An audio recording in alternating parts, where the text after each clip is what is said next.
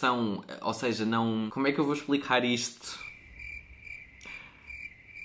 São por norma, portanto, os passivos são por norma quem... Posso ser rude? Olá pessoal, sejam bem-vindos a mais um vídeo aqui no meu canal. Hoje trago-vos o episódio número 4 da nossa série aqui de histórias do Reddit da comunidade LGBT e eu hoje trago-vos aqui algumas histórias para analisarmos. Se gostarem deste tipo de vídeos, não se esqueçam de colocar like, subscrever ao meu canal, sigam-me no Instagram mariana.rafael.alegria e claro, deixem aí nos comentários o que é que vocês diriam de diferente neste tipo de situações, o que é que vocês aconselhariam de diferente neste tipo de situações.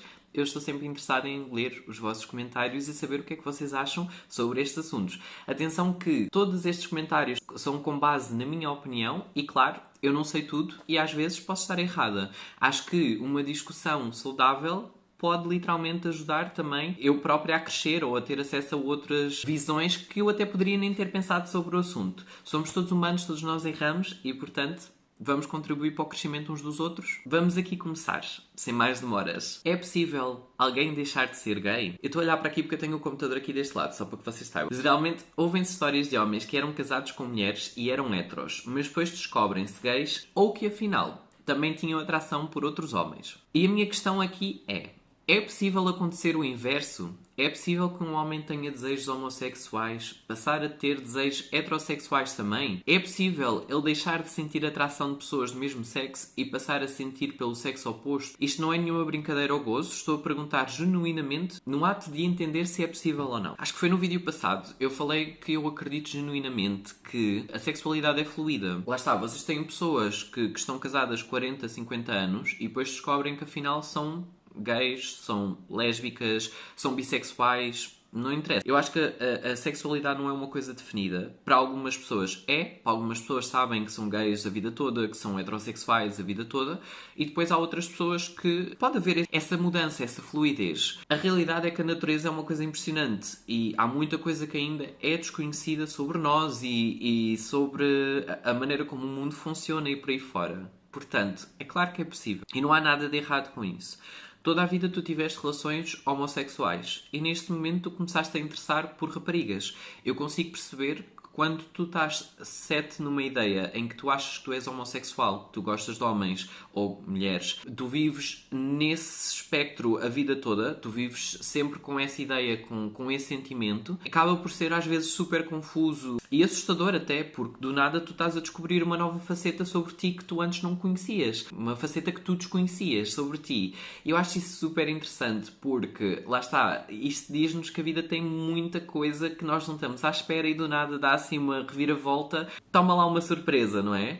Mas lá está, pode ser confuso, pode ser isolador, pode ser solitário às vezes este sentimento, porque aquilo que nós vemos à nossa volta é pessoas hetero para a vida toda, pessoas gays para a vida toda, pessoas lésbicas para a vida toda e não há tanto aquela visibilidade ou aquela conversa de que a sexualidade é fluida e quando tu não consegues encontrar outras pessoas com que te relacionar, tu começas a achar que a pessoa estranha és tu, mas não há nada de errado contigo, não há nada de estranho contigo, apenas a sexualidade é fluida e está tudo ok se a partir de um certo momento tu eras homossexual e passaste a ser heterossexual porque deixaste de sentir-te atraído por homens e por aí fora. E não acho que o passado tenha que nos definir também. Não acho que a pessoa tem que ser obrigatoriamente bissexual porque já não se sente atraído por homens, mas no passado sentiu. E agora gosta de mulheres. Eu acho que isso não faz sentido, certo? A pessoa tem é que, aos poucos, ir descobrindo, permitir-se a si própria tempo e com o tempo tudo se irá revelar para a pessoa. Quero-vos ler aqui um dos comentários. A pessoa diz assim: eu quase sempre namorei com mulheres e eventualmente namorei e casei com um homem. Não era lésbica e passei a hetero. Sempre fui bissexual. E o OP responde: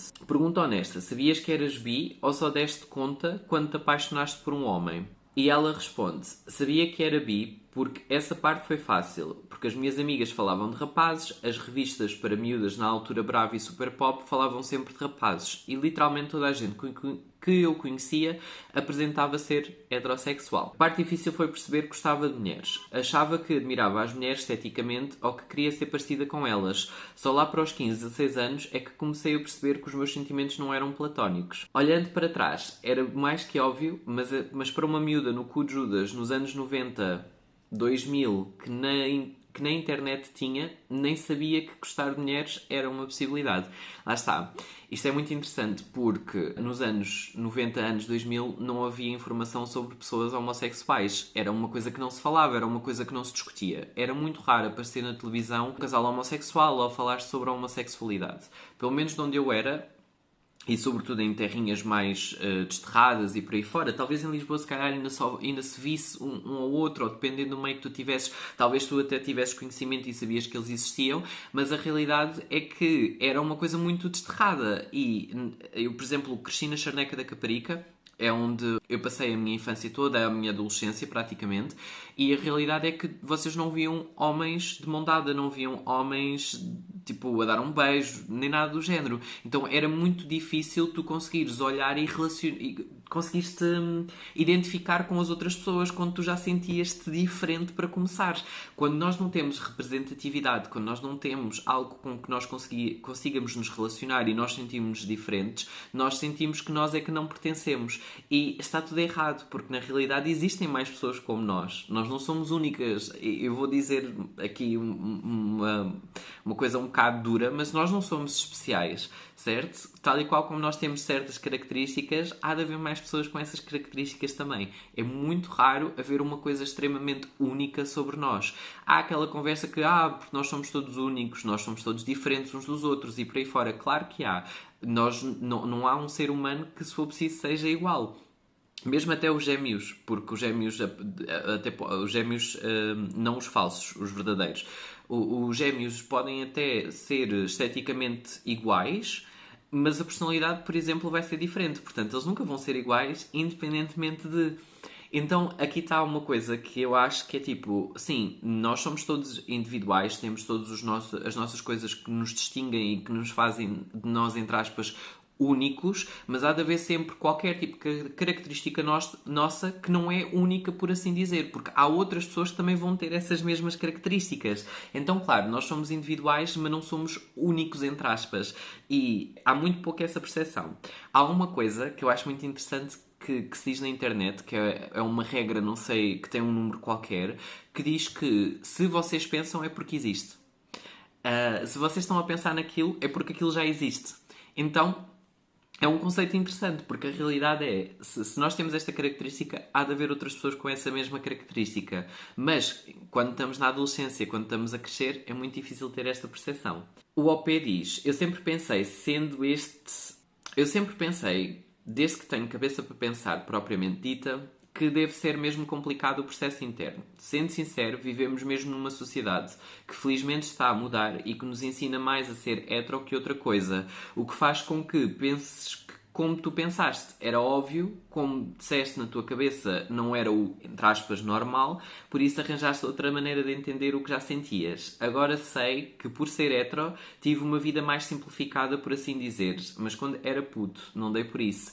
Sempre me estive um bocado a marimbar para o que me diziam, por exemplo, eu lia Bravo religiosamente, os meus amigos da escola diziam que era a revista das raparigas, fui chamado de muita coisa, eu não ligava e hoje olho para trás e penso que eles eram mesmo estúpidos e tal, eram mesmo estúpidos e tal, mas a ver bem, eu também era. Eu hoje continuo a ver miúdos alvos de bullying, mas já vejo outros a defender. Acho que é sinal que as coisas estão a mudar, mas mesmo assim... Ainda acho que já devia ter mudado as coisas. Já estou a filosofar demais, obrigada pela partilha. Eu acho muito importante nós falarmos aqui de uma coisa, e eu vou dizer algo controverso, que é, passam a vida a dizer deixem as crianças em paz, como se ensinar homossexualidade, como se ensinar transexualidade e por aí fora fosse uma coisa que se pega, uma coisa que tu ensinas e a pessoa vai adotar aquele estilo de vida ou por aí fora. Se fosse esse o caso, eu era homem, hetero, e nunca tinha feito uma transição e não gostava de homens, certo? Eu acho que isto faz sentido, porque eu cresci na época dos anos 90 e sim, havia internet, mas era tipo, disquetes e cenas, não é? Tipo, pronto, a internet não é aquilo que era hoje e não havia a informação que há hoje. Não havia redes sociais, não havia essas coisas todas. Se calhar até já havia, lá está, o MySpace e etc, mas tipo, não era algo que nós utilizássemos. E eu sempre soube que gostava de rapazes. Aqui a questão é... Eu fui educada por a minha mãe, pelo meu avô e a minha avó, e o meu irmão. O meu irmão é um homem hetero, a minha mãe é uma mulher hetero, o meu avô e a minha avó eram um casal hetero. Todas as pessoas que eu via à minha volta eram hetero, tanto ao ponto de eu sentir que eu era um monstro, que eu não me identificava naquele sítio onde eu estava introduzida, porque eu olhava à volta e aquilo era, entre aspas, o normal, e eu era a única que não me identificava com aquilo. Mas o que é que se passa comigo? O que é que se passa, não é? É um sentimento desesperante. Se a heterossexualidade, tal e qual como a homossexualidade, tal e qual como a transexualidade, bissexualidade e mais uma série de coisas, se ensinasse, entre aspas, o que se ensina é a tolerância, não é a ser-se gay, não é a ser-se hetero. E ainda vos vou questionar outra coisa. Como é que uma pessoa hetero que fala sobre a homossexualidade, e há muita gente que o faz, como é que essa pessoa ensina à outra a ser-se gay se essa pessoa não é gay? Entendem o conceito? Aquilo que nós estamos a ensinar é que existem homens que gostam de homens, mulheres que gostam de mulheres e por aí fora, e está tudo ok. E esta representatividade é importante para que a pessoa não se sinta fora do lugar, para que a pessoa se sinta, entre aspas, normal. Porquê? Porque é normal. E a realidade é, as pessoas, no seu preconceito, utilizam muito isto como argumento. Deixem as crianças serem crianças. Mas quando é que tu deixas a criança ser criança? Porque a realidade é que tu, desde que a criança é criança, tu começas a enfiar a tua heteronormatividade pela goela abaixo da criança, não é? Então, és menino, estás a brincar com bonecas, devias estar a brincar era com carrinhos. Mas gostas de rosa? Epá, isso é coisa de menina, não é coisa de menino. Este tipo de conversas, este tipo de diálogo, é precisamente não deixar a criança ser criança, é não deixar a criança explorar os seus próprios gostos, explorar as suas próprias opções. E lá está, o bom da vida é nós podermos ter opções de escolha, não é? Não estarmos só enfiados numa caixa que todo mundo quer que nós sejamos enfiados nessa caixa. Não se obriga uma pessoa a ser-se gay. A pessoa não é gay porque agora é moda. Tipo, isso não existe. O que existe é uma representatividade que faz com que a pessoa, se tiver qualquer tipo de sentimento, essa própria pessoa não se sentir estranha e poder explorar esse próprio sentimento. E perceber se efetivamente é gay ou não, se é trans ou não, se é heterossexual ou não. Mas não é uma coisa que se pega. Isto não é uma doença. E eu acho que há pessoas que ainda estão a achar que a homossexualidade e por aí fora é uma doença. E eu não consigo perceber este conceito. Tipo, se fosse uma doença, vocês não acham que já haveria uma cura para isso? Ora, vamos aqui a umas coisas rapid fire, porque eu encontrei aqui um subreddit que é heteros perguntam e LGBTQIA+ respondem. Houve uma pessoa que pergunta assim: ambos serem passivos ou ativos seria motivo de término de um relacionamento gay? O que é que são ativos e passivos? Em relações homossexuais existem os ativos e os passivos. Os passivos, por norma, na componente sexual, são, ou seja, não... Como é que eu vou explicar isto? São por norma, portanto, os passivos são por norma quem... Posso ser rude?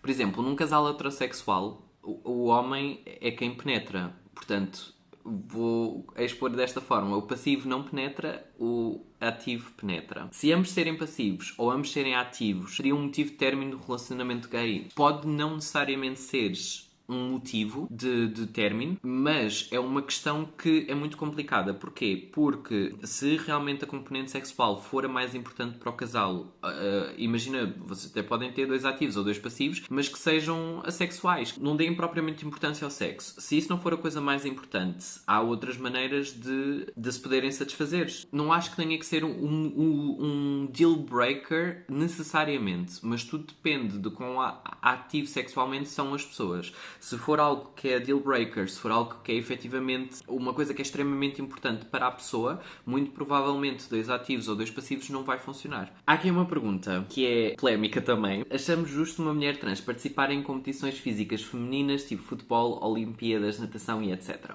Vamos falar aqui de uma coisa. Existem estudos, embora sejam poucos estudos, e agora recentemente saiu um novo estudo. Eu não vou falar sobre ele porque eu não o conheço suficientemente e não o analisei suficientemente bem. Mas, essencialmente, há aqui um preconceito sobre o assunto, que é: o homem vai ter vantagens sobre a mulher, porque nasceu homem. Para já nunca se fala sobre homens trans, ou seja, mulheres que estão a fazer a transição para o sexo masculino. Nunca se fala dessas pessoas no que toca a competições, mas fala-se sempre do quê? Do homem que está a fazer transição para a mulher, ou seja, mulheres trans. Porque visivelmente é muito mais difícil identificar um homem trans do que uma mulher na maior parte dos casos, embora há mulheres que são completamente passable e vocês olham e nunca conseguiriam identificar que era uma mulher trans. Agora, a realidade aqui é, quando vocês começam a tomar estrogénio, e a densidade muscular diminui. E com o passar do tempo, a nível hormonal, se os tratamentos forem sempre feitos como deve ser e por aí fora, mas eu acredito que este tipo de atletas, a nível de competição mundial e por aí fora, eles acabam sempre por fazer testes antes de participarem nas competições. Portanto, acho que isto acaba por ser até uma não questão em termos da viabilidade. Claro, podem ser forjados, podem ser o que vocês quiserem, mas tipo, vocês podem dizer isso sobre absolutamente tudo, certo? Acho que é muito difícil não haver um contra-argumento nessa situação. Se é válido ou não, eu não acho que seja válido. Porque, ok, se descobrir que a pessoa forjou os documentos, a pessoa é desqualificada, pronto, e ganha a próxima pessoa, tipo, whatever. Para já, há muito poucas pessoas trans em desporto. A começar por aí. Se vocês forem ver, a maior parte das pessoas trans na realidade perderam competições. Aquilo que se ouve muito noticiado é as mulheres trans que de facto ganharam, que são ainda ainda mais uma pequena percentagem da população trans em desportos. Ou seja, vocês devem ter tipo 2, 3 pessoas que ganharam competições mundiais que são de facto trans. Por consequência e por causa disto tudo, muitas mulheres biológicas que têm muita força, que têm níveis de testosterona mais altos, o que quer que seja, literalmente começaram a ser acusadas de serem trans e terem que fazer testes, terem que fazer uma série de coisas para comprovar que efetivamente não são. E eu acho que isto chega a proporções ridículas. Não, hoje estava a ver um vídeo do Jamie, eu vou deixar aqui o canal dele. O Jamie é um homem trans do UK que faz vários vídeos sobre a sua transição e mais recentemente a reagir a TikToks e por aí fora. E um dos vídeos que ele colocou a reagir do TikTok foi uma pessoa que foi a uma manifestação contra pessoas trans no desporto e, sobretudo, mulheres trans, e foi perguntar a essas pessoas se conseguiam numerar 5 mulheres no desporto. E, adivinhem, ninguém sabia identificar sequer uma mulher. A maior parte das pessoas que lá estavam nessa manifestação nem sequer via desporto feminino. Ou seja, como é que vocês podem estar a manifestar-se contra uma coisa que vocês nem sequer veem? Vocês não têm interesse. Ou seja, vocês só querem expressar o vosso descontentamento para com pessoas trans. Ou seja, serem transfóbicos. E está na altura de deixar as pessoas em paz, digo eu. Tipo, isto é uma preocupação que não é vossa, é uma preocupação que é das entidades a nível mundial. Tipo, não é nossa, não é minha como uma pessoa normal. Tipo, efetivamente das pessoas, das instituições que têm que criar regras, que têm que verificar, têm que investir em estudos e por aí fora para que seja justo para todo o mundo. Agora, aqui a questão é, há vários estudos que indicam que as mulheres perdem grip strength, ou seja, a força a agarrarem objetos e por aí fora. Há vários estudos em que a densidade muscular diminuiu comparativamente a uma mulher cis.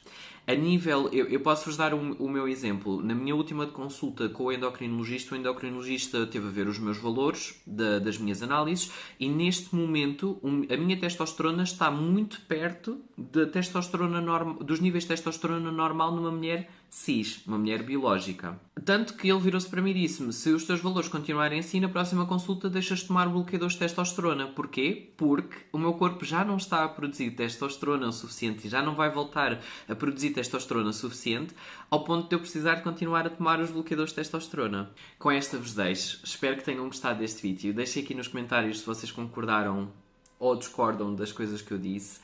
Deixem a vossa opinião sobre os vários assuntos que eu deixei aqui e eu vejo-vos então no próximo vídeo. Adeus!